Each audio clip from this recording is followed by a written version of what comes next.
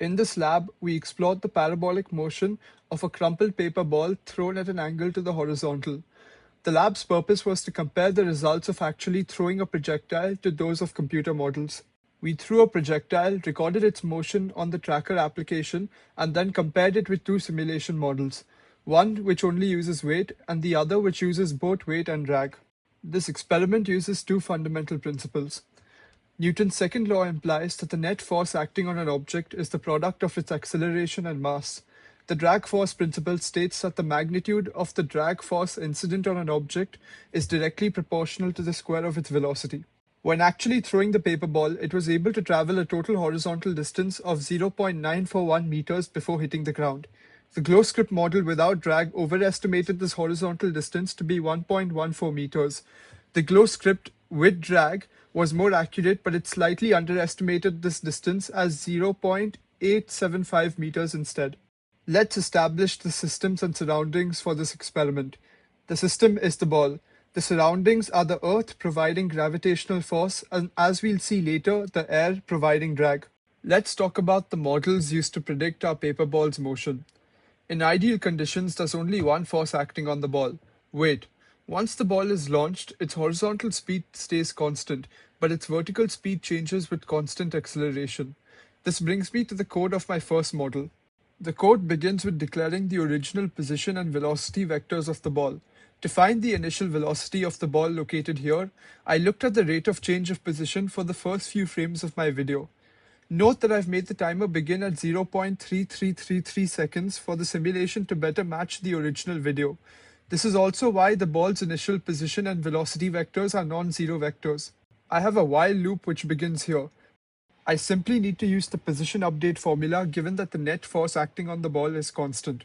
The last important command in the while loop is the time update, which happens here. The results from using this model, as said earlier, were that the model overestimated the horizontal distance traveled by the ball by 0.199 meters. Using the percentage error formula, this is a 21.1% error. The likely reason for a high 21.1% error is that the crumpled ball has several gaps which trap incoming air, generating a lot of drag. Now, to create a new model with drag, I'll use the drag force principle, which implies that drag force equals to some constant b multiplied by the velocity squared and the velocity unit vector. Drag opposes an object's velocity, hence the negative sign. The issue is, I don't know what b's value is.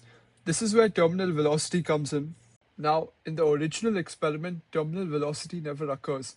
But to find b, I need to perform a separate experiment involving terminal velocity. Basically, I dropped a ball from some height and recorded this motion on tracker. When I first dropped the ball, it accelerated because of weight. But as the ball gained speed, the drag proportional to the square of its speed increased too. Eventually, the ball's drag increased to the point wherein its magnitude equal to that of the ball's weight. At this point, both forces cancel out, the net force acting on the ball is zero, and the ball reaches a final terminal velocity.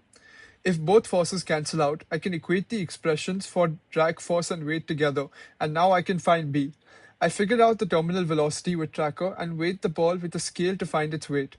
Substituting values, I found b to be 5.94 times 10 raised to negative 4. I then wrote the code for the new model. The new model starts in the same way. Declare mass, initial position, velocity, and time values as well as acceleration due to gravity. But this time, I can't just skip to the position update directly since the net force acting on the ball isn't constant. So at each iteration, I calculate weight, drag, add them together to find the net force, use the velocity update, and then use the position update formula. This time, the result for the predicted horizontal distance traveled by the ball was much more accurate. It was 0.875 meters. Using the percentage error formula, the percentage error is much less, around 7%. Let's look at the biggest source of error for both of these models. The ball itself.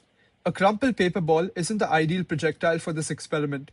Its cross-sectional area is non-uniform, and because the magnitude of the drag force incident on the ball is proportional to its cross-sectional area, the drag force on the ball can unpredictably change depending on the ball's orientation, which changes as it spins through the air.